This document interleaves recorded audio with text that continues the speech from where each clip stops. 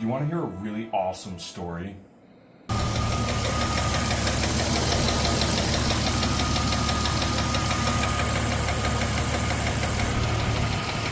internal.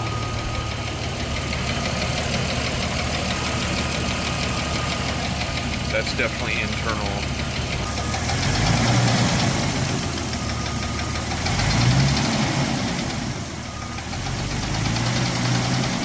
Piston slap is what they call it when the skirt of a piston breaks off and causes it to violently bang into the cylinder wall. Obviously, this is terrible for an engine.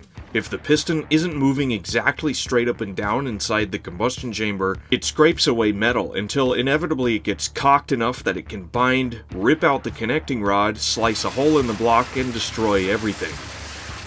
Nothing lasts forever. A brutally enforced rule of the universe we live in.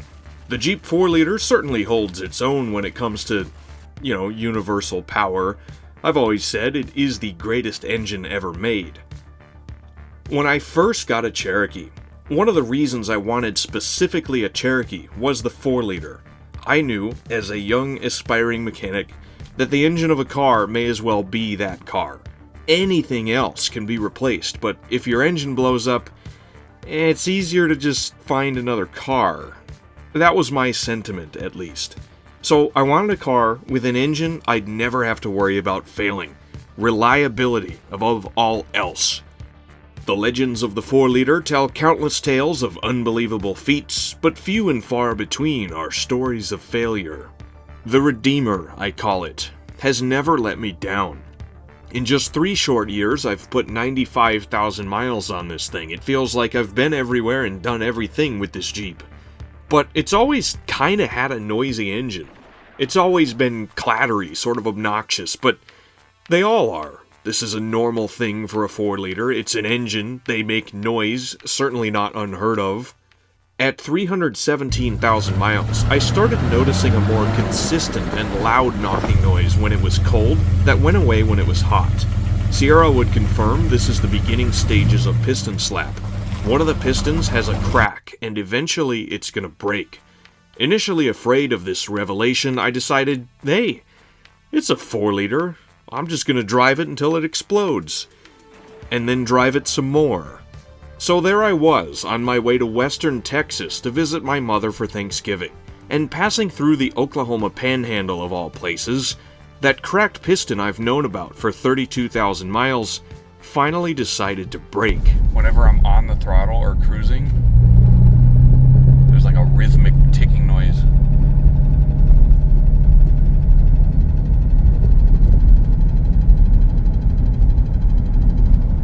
When I let go of the throttle, it's gone. Yeah, that's something ain't right. Although I do have tools, I'm not going to rebuild an engine in a gas station parking lot here in the twilight zone of Oklahoma. It's another 4.5 hours to my mom's house from here, so with nothing better to do, I kept right on going. So here's the deal. I'm in Beaver, Oklahoma. If you've never heard of Beaver, Oklahoma, look for it on a map, and you'll know exactly why you've never heard of it.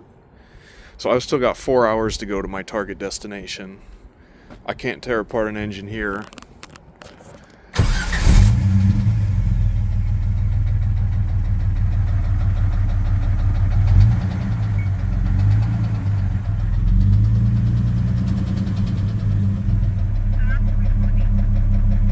If the engine blows up, gotta let you know what happens.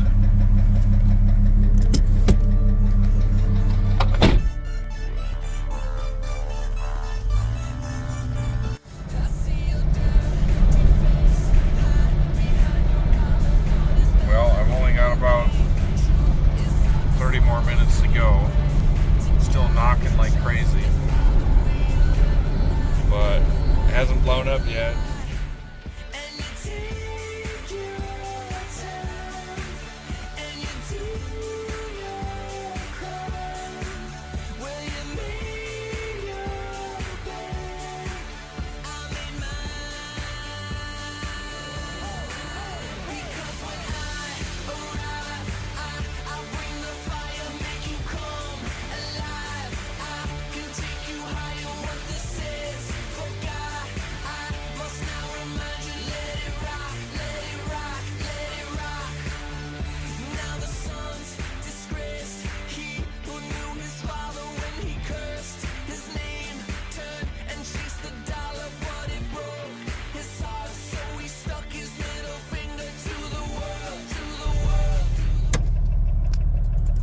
I made it. And now the engine was knocking louder than ever. But I made it. But now what? Certainly this thing ain't gonna make it all the way back to Wisconsin. Doing the McDonald's drive-thru. Steiner lives kind of vaguely on the way back home in Oklahoma, and he said, you know, I have a used set of pistons we could just throw in that thing real quick. Well, it was either that or try to make it home, at which point I'd still have to deal with the broken piston. Now I know with Steiner's help, we can tear apart a 4-liter in an afternoon, and sure, a used piston isn't very ideal, but neither is being in any part of Texas. So when it was time to say goodbye, I headed northeast to Steiner's place, another 3-hour drive, so we could firstly confirm with a borescope what exactly went wrong with the engine, and secondly, maybe actually fix it real quick, in the heat of the moment, unplanned and unprepared. To get the pistons out of a 4-liter, the block can stay in the engine bay. Just remove the oil pan and the cylinder head, and you have all the access you need to rebuild it. Me and Taco did exactly this in Georgia last year. That's an excellent video if you haven't seen it, so I know not only that it can be done, but that I can do it. With some help. Yeah. So what year did these come out of? That's out of a 99. Okay. How many miles you reckons on them? I think less than 200,000. Oh, okay. Sweet. So we have confirmed piston chunks in the oil pan. What I'm thinking is if we do nothing and I just drive it home, I still gotta fix it somehow. If we tear it apart and put used pistons in it, then I got like another year before I gotta do something. Who knows how long those ones will last, but it's definitely not a permanent fix, obviously.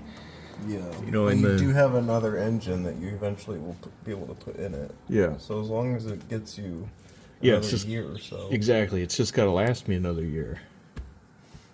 And with the 1,000-something miles I've driven after the piston cracked, you know, I imagine the cylinder wall's a little bit beat up. Yeah. So yeah, I'm not gonna try to save this engine. It's also just got 330 whatever thousand miles with the heat cycles and stuff on it. It's just Yeah, she's old. she's worn out. All right, so it's been about 5 seconds. We got the oil pan out of here. And you see anything unusual in there, Steiner? You know, only like most of a piston. Maybe the better half of a piston. Look at that. That is a lot worse than I thought it was, or that it sounded. I didn't even hear this happen. Yeah. I was just cruising on the highway, and then it just started knocking. I didn't like. You'd figured this would make like a considerable noise. Like, Yeah, you would think, I guess. that's pretty impressive, man. And well, seeing this now, honestly, that knocking was pretty quiet. Let's see, what's number 6 cylinder look like? Does it look bad? No. Doesn't. All these carbon chunks everywhere. Let's get this out of there. So we still don't know which piston's broke, but let me climb under there. It's not 6. It's not. Is it? Okay, let me. I can see both. Yeah, I can see both ends of the skirt on piston 6. What? What about? Yeah, it's 5. It's 5. It's 5 is totally gone. Wow. I told you, Expo, it wasn't cylinder 6. I knew it. Yeah. Is this? Oh. Dude, it's gone. How is this like the first recorded incident of a cylinder 5 going before cylinder 6? Wow. Oh my god. That was one of the most legendary bets I've ever made in my life. Expo's like, no, it's always cylinder 6. And I'm like, what if it's not, though? What if it's like cylinder 5? And he's like, no, it won't be. I cannot wait to tell him. Hold on.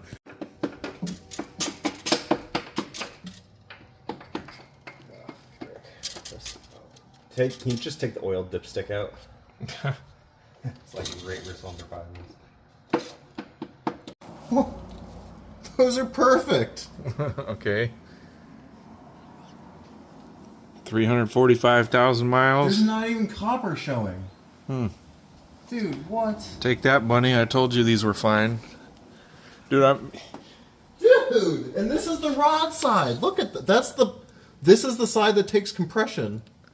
And it's perfect. You know what Bunny told me like 4 years ago when I first met him? Huh. He told me there's copper showing on my bearings because of the noises my engine was making. Oh my god. It's nice. It's nice. The first thing I noticed, I don't like how your motor sounds. No. I think you're gonna need to get a rebuild soon. It's fine. Is that the original motor? Yeah. Yeah, you got copper showing on your bearings. You need a new bottom end. It's fine. Shut up. It's fine. Dude, that is almost like new. Wow. There we go. Oh, you got it. Cylinder number 5, piston acquired. It didn't go anywhere near the rings. Yeah, it didn't expand any cracks yet. Not that I can see. Look at how much space is between the ring yet, though. That's why it wasn't down on power. Yeah. It was still sealing good. Hey, your rings are nice and loose. Not stuck at all. That's good. Wow. It's a good thing because we need to reuse them. It's very hard to see, but I can see it. Okay. And it's also cracked right here. Oh, I see that one. Yep. But yeah, there's another one that leads up to the ringland. So it was... Yeah, it was definitely going to go. At any moment. It was definitely getting ready to go. The direction has to be kept, and which spot they're in. More so which direction they are is more important than if it was top or bottom. Okay, so that's top side up. No. Someone in your comments is probably going to be really upset and say I'm doing this wrong. We're doing it wrong. Oh yeah, I can't wait for all that. It's okay, I do everything wrong in all my videos. Awesome, good to know. Okay, now I need that one. Top side up. First ring. It's top side up. So I am 1,025 miles away from home, and I gotta be to work in 39 hours. So no pressure. Okay. You're doing great. I'm proud of you. I've still never re-ringed a piston in my life. I've only done it on 2 strokes. Oh, so we're golden. Yeah. With the engine torn apart to its core, we had quite the shopping list. We need a gasket kit, some coolant and oil. Yeah, that's it.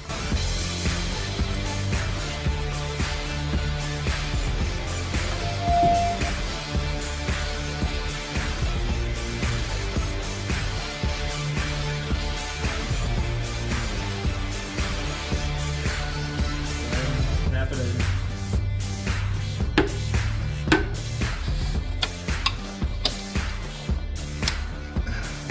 All without removing the main girdle. Very impressive work, Steiner. Alright, let's get this all nice and smooth. Oh yeah, look at the action on that baby. One used piston. Excellent. Alrighty. Wouldn't have it any other way. With our piston number 5 replaced, Steiner decided to have a closer look at the other ones, which is always a bad idea because that's when you're going to find more things that need to be fixed. The pistons from cylinder 3, 4, and 6 were also cracked, but hadn't yet broken. Who knows how long they've been cracked, but like I said, this engine's always been noisy. So we replaced the 4 rearmost pistons, opting to leave cylinder 1 and 2 alone, and then put the engine back together. I got the non-zero amount of the Moab Desert out of my oil pan, then reinstalled that with the tested and true jack down the axle trick. Steiner handled the top end, and you might be wondering what we used to hone the cylinder walls. Answer: paper towels. But what about assembly lube for the original rod bearings? How about some Lucas oil stabilizer? And the piston rings? Yeah, we reused those. Sounds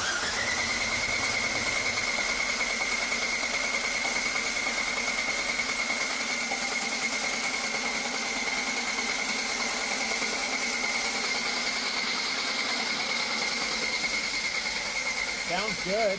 Yeah, it does. Good rhythm. Got oil pressure. Yeah, we got oil pressure. That should be good, huh? I think so.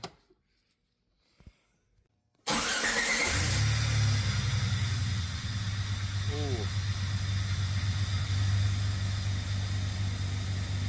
Oh, it's settled out. It's learning. It's not knocking anymore.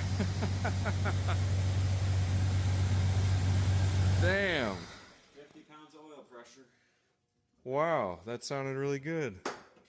Probably couldn't hear anything on the video because of how loud this thing is without an air duct on it, but that sounded good. Yeah, it stumbled a lot when you first started it, but it probably had to relearn that it didn't have a cracked piston anymore. Don't think we forgot anything, but that's the fun part about forgetting things is you usually don't know if you've forgotten them.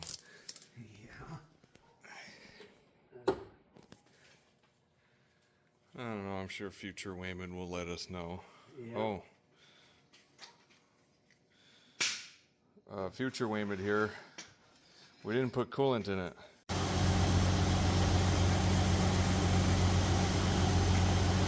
I don't think I've ever heard it that quiet. And this is cold.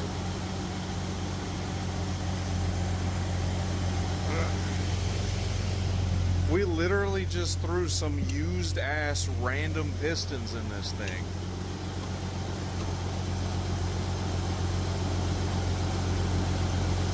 I don't think I've ever heard it idle that quiet. It's not very smooth, but it's quiet. Yeah. Nice. No knocking at all. Yeah, At all. none. Like not even clattering. Like I can hear the fuel injectors. Wow.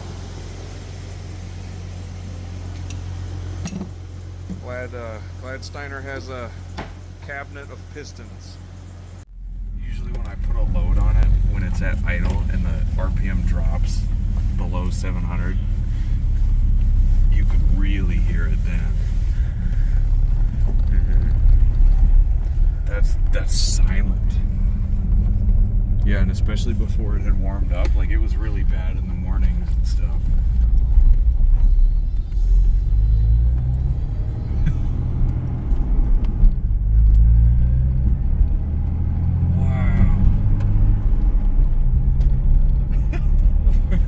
We are just driving around town after. Yeah. I am baffled. Oh my god. I'm actually amazed at how well this turned out. Dude, it's like we rebuilt it.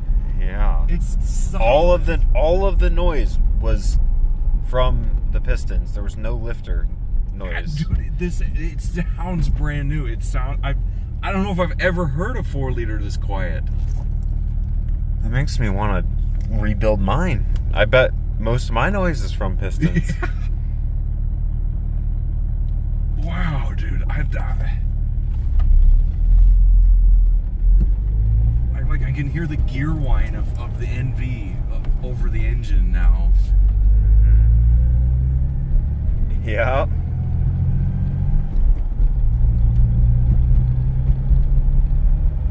Wow, that is. Isn't that something, dude? Holy shit, Steiner. You did a good job, man. Thanks. We just like threw it together, dude. Yeah, no. We didn't have a care in the world. This was literally, as long as it lasts a year, it's good. And it's. We reused the rings. You guys, that's something we gotta emphasize. That we took the rings off of the original pistons and put them on these new pistons, new quotation mark pistons. Where did you get these from? They were in a locked up engine at the junkyard.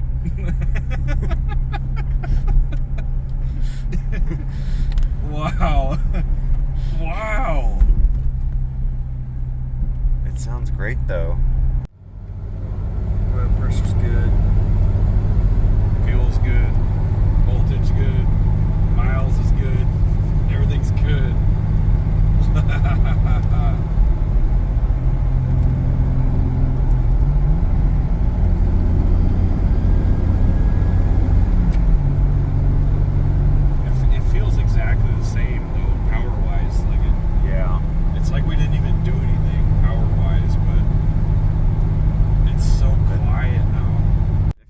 have a 96 plus and you have a clattery engine, it's probably your pistons.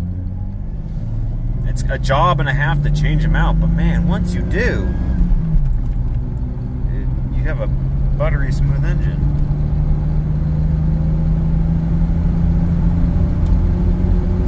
Like this, he's got, how many miles has he got? 345,000 miles with original lifters. Yep. And they're quiet. And the timing chain's original too. Like all these things that people always talk about that make noise. Like, you know, you got a loose timing chain, or it's the lifters, or the rockers, or even rod knock. You know, I guess it's cracked pistons. I don't know. That's pretty wild. I mean, I guess now I understand why Dex has like 40 videos on pistons. Yeah. I think I do now. Yeah, after experiencing this, I think people underestimate how common this is. I definitely did. I did as well, because I was like, well, most of them don't blow up, but just because they haven't blown up doesn't mean they're not cracked. Yeah.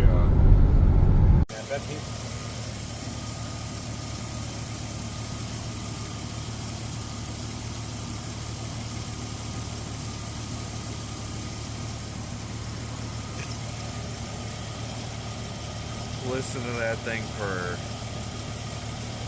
We've been sitting here just listening to it for like 5 minutes. Yeah. Being awestruck.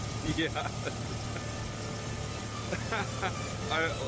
I'm not gonna forget this ever, dude. This is awesome.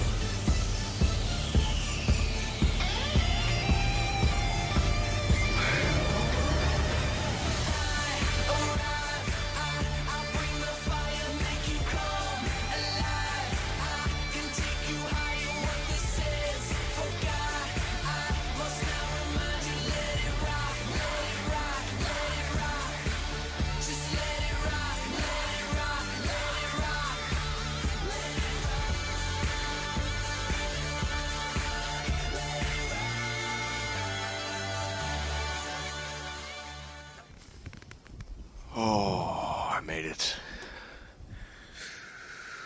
Well, gotta get up for work in 4 hours. Oh, yesterday morning I was in Oklahoma. It was 65 degrees.